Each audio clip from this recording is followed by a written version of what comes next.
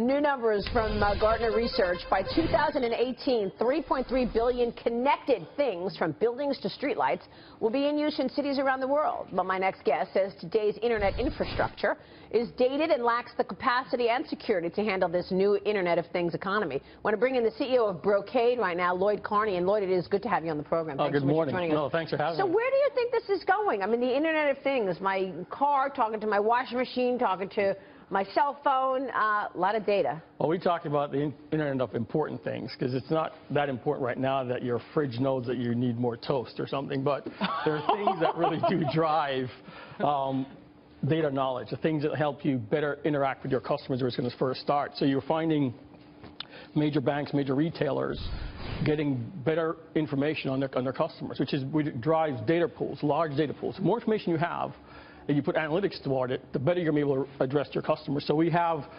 we own the storage space. We have 75% market share in the high-end storage. Cisco has 25%. We're this unknown little company that, for data that you trust, 90% of Fortune 2000 use Brocade equipment to connect to it. Wow. So we are kind of on that leading edge of the big data lake explosion that's going on out there. And so I think it's collecting more data and it's driving more analytics and it's more software-based, both software-based networking and software-based consumer interactions. But our company's paying for it. I mean, we were just having this debate about the global economy, and we know that, you know, your last fiscal first quarter view on where things, people were worried that, you know, you were having a miss in terms of the federal slowdown is what you talked about. How strong really is the economy right now? You know, we had a great year last year, by the way. Let's just reset Put that. in context. Put in context. Yeah. We're 20 years strong now, and we had our highest revenue year, the year ended in October. We have 5 years of EPS growth. We have 5 years of operating margin growth. Operating margin around 26%. That's a great story. We know that. Yeah, product margins at 68%. A year from now, I'll be sitting here saying we had another record year, another record growth all across the board. We had a strong Q4. A lot of customers pulled into Q4 from Q1. So we called Q1 down appropriately. We had. And you said it was the federal slowdown. Federal space. Well, what happens is federal is cyclical. They end their year in September. Most of their big deals get done the last 6 months of their federal year. We had over 25% growth in that business last year. We had great federal growth last year. So this is their slow month. This is when things are slow. So we adjusted down because of that slowness. But for the first time, we now have federal budget for 2 years. We've gone year to year from sequester to, we now have a 2-year set federal budget. Federal government is spending a lot of money in infrastructure. The biggest problem we have right now is in the cyberspace. You know, we're facing the Chinese who have a whole division that does cyber. That's the same as their Army, Navy, Marines. Wow. They're serious. They have thousands of engineers hacking every day. The U.S. government. That's who's hacking us. That's right. Absolutely. So now let's look at the private sector. The really, and coming back to what Maria asked about companies, are they spending? Are people investing in technology right now to make themselves more efficient? The data don't look like there's a lot of investment going on in this economy. Where we sit in the marketplace, we partner with anybody else in the world, so no one knows who we are, right? So you buy my equipment from EMC.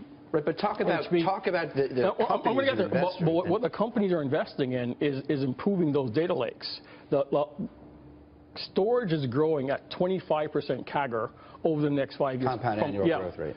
Gartner, anybody you look at, storage is growing at 25%. So people are storing more information. There's, you know, all of us. I have a grandson who's 3 years old. I'm sending video files to my grandson, blowing up my mobile network, right? So storage is growing. We connect to storage. Only 2 people in the world connect to that kind of storage, Cisco and us. So we see the growth. Laws are being passed dictating that you keep more data longer. So it's not that we're insulated from it, but customers are building out their storage infrastructure. And then the other thing we were talking about, Maria, before we got on here, people are definitely afraid of being Ubered. Whether it's the latest bank, the latest retail store. And what that means is it's either being Ubered or Amazon. It is somebody doing something better than you do it at a cheaper cost. That's right. Yeah. And with data. With data. It's all data driven. Yeah. You're absolutely right. So what kind of revenue growth do you see next year? So we're going to see about 2 to 3% on the overall top line. On our core IP business, we're seeing 8 to 12% growth. And we're going to continue to see growth in our EPS, continue to see growth in our operating margins, because we're shifting to software. A lot of this is software driven. The reason why what is Uber doing that the taxi guys aren't doing? They're throwing software at a problem, right, and putting an infrastructure in place. there's no reason why the yellow cabs couldn't be doing what they're doing. I know. Right? But It's they just didn't use the tools. So we enable customers to use those tools. Give us one change that you see in the next 5 years as a result of all that's going on right now. How is the general, sort of like the person, the average guy and gal out there, how's their life going to be different? I think the average person out there is going to have better access to their personal information. They'll have better control over it because you're seeing this shearing off infrastructure and people getting worried about it now, right?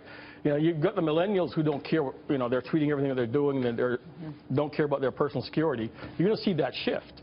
And it's going to be better for us because you're going to be able to get better access to what you need when you need it versus having, you know, a plethora of people in there all over you. And the cloud. You've talked about the cloud. The cloud is going to become more prevalent. You're going to see more private clouds and public clouds being built. It's not going to be just the top 4 or 5 hyperscale guys, Google, Amazon, and so on. You're going to see another layer of clouds being built that supports global expansion. Really amazing stuff. Lloyd, great to have you on the show today. No, great. Thank you for having me. We'll be watching the growth story that is Brocade, Lloyd Carney. Right. Airbnb.